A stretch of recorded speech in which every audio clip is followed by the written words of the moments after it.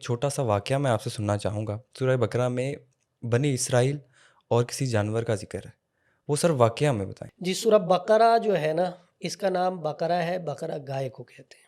اس کے اندر اللہ نے ایک واقعہ بیان کیا ہے بنی اسرائیل کا۔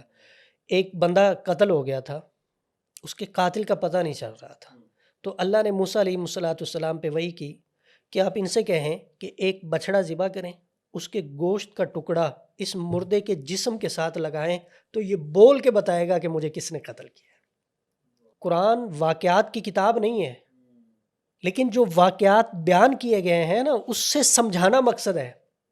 آپ سمجھتے ہیں نا، واقعات اور مثالوں کے ساتھ بات اچھے طریقے سے سمجھ آ جاتی ہے۔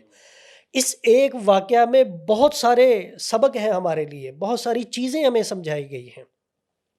کیا کہ اللہ اس بات پہ بھی قادر تھے کہ اسے کہتے اٹھ اور بتا کہ کس نے قتل کیا ہے، لیکن نہیں، سبب اختیار کرو، بچڑے کو ذبح کرو، گوشت کا ٹکڑا لگاؤ، بولے گا۔ اب اللہ کا جو حکم تھا موسیٰ علیہ السلام نے اب ان تک پہنچایا تھا، ان کا کام تھا کوئی بھی بچڑا پکڑتے اسے ذبح کرتے اور اس کے گوشت کا ٹکڑا لگاتے، اس نے بول پڑنا تھا۔ لیکن انہوں نے سوالات شروع کر دیے۔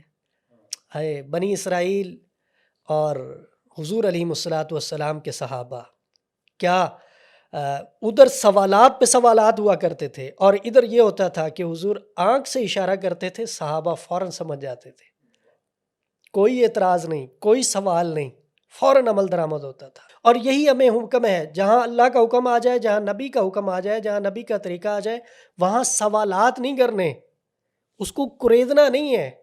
بنی اسرائیل نے کریدا، مشقت میں پڑ گئے۔ اچھا، بچڑا کیسا ہو؟ سوال کہ اس طرح کا ہو، رنگ کیسا ہو؟ اس طرح کا، وزن کتنا ہو؟ اس طرح کا، عمر کتنی ہو؟ قد کتنا ہو؟ سوالات کرتے گئے اور اپنے آپ کو مشقت میں ڈالتے گئے۔ تو اس واقعے کے اندر یہ ہے کہ جب اللہ کا حکم آ جائے تو پھر سوالات نہیں کرنے، نبی کی اطاعت کرنی ہے۔